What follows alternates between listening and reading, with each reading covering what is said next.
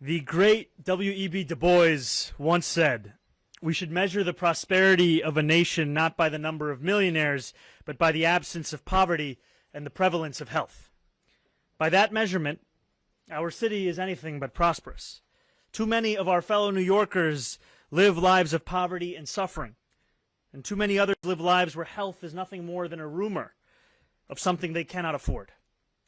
When I take office in 2 days, I seek to change not only the measure of the well-being of those who live in our city, but those also tasked with the work of measuring. We are here today at Elmhurst Hospital, which serves over 1 million patients annually, and so often feels the pain of poverty and ill health more acutely than anywhere else in our city. If anyone should hold the public's trust in the work of transforming a healthcare system full of disparities and fighting for New Yorkers who most need the services our city can provide, it is the leader who has guided this institution through moments of adversity and success. I am proud to announce that Helen Artega will serve as my Deputy Mayor of Health and Human Services.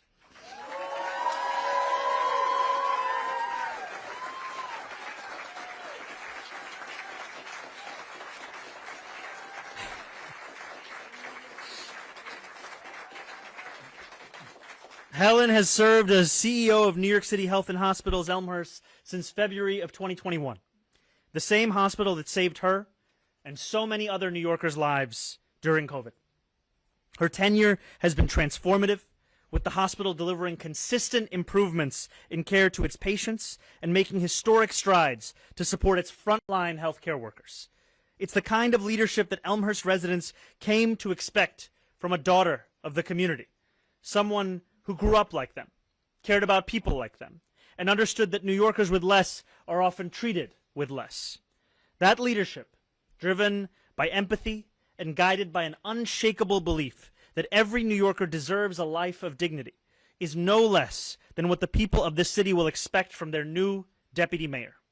As Deputy Mayor for Health and Human Services, Helen will have incredible power to make our city healthier and more prosperous. This is work which will demand all of government coming together, which is why I'm thrilled to also announce my Corporation Counsel today, Steve Banks, a name that many of you will be familiar with.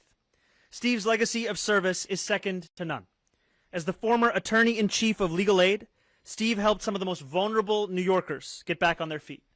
And as the Commissioner of the Department of Social Services for 7 years under Mayor de Blasio, Steve overhauled our shelter system, helped over 175,000 New Yorkers find permanent housing, and fought for low-income tenants.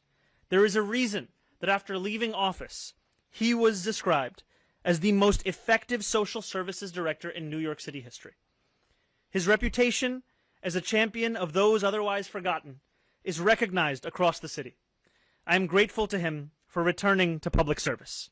As New York's Corporation Counsel, he will be our city's lawyer, managing hundreds of attorneys and representing our city in court.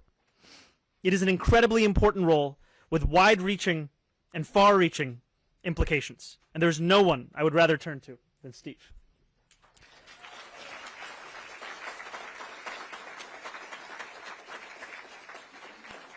Finally, as today is the day of announcements, and we are speaking of counsel, I am delighted to announce that I am naming Ramsey Kasim as Chief Counsel.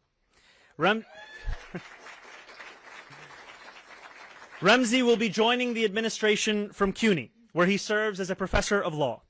Government service is no novel concept for Ramsey, who served as a senior policy advisor for President Biden from 2022 to 2024, and has deep experience arguing in court, including before the Supreme Court.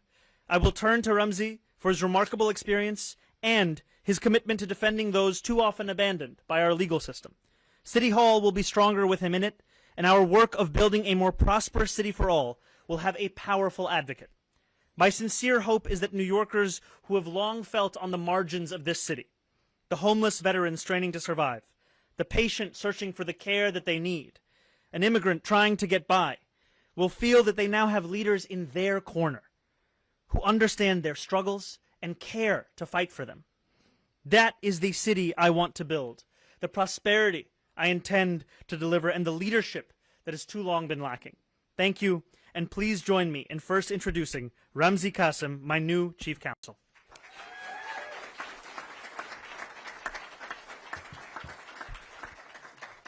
Good afternoon, everyone. I'd like to begin by thanking the Mayor-Elect for what feels both like a privilege and a calling, frankly, an honor and a call of duty to serve the city that I've called home, the city that embraced me. I grew up in war-torn countries in the Middle East, authoritarian regimes, and New York City was really my first stable and permanent home. And this is an opportunity for me to repay that debt. I've been trying to repay that debt ever since I came to this country, ever since I immigrated. Service has been the lodestar of my career, of my professional life, whether it's service, as the Mayor-Elect mentioned, at the White House or at CUNY, one of the oldest and largest public institutions in our country, and specifically at a law school whose motto is law in the service of human needs, to give back to working class New Yorkers and serve their social mobility. Or whether it's through the clinic and nonprofit that I founded, CLEAR, in service of clients, communities, and movements nationwide. Service is what I look to do and what I hope to do alongside the Mayor-Elect and his team at City Hall to defend the rights of all New Yorkers without exception, and to create space for the Mayor-Elect and his team, this administration, to deliver on the promises and the agenda that was so enthusiastically embraced by our fellow New Yorkers. So again, I thank the Mayor-Elect for this honor, and I look forward to speaking with all of you.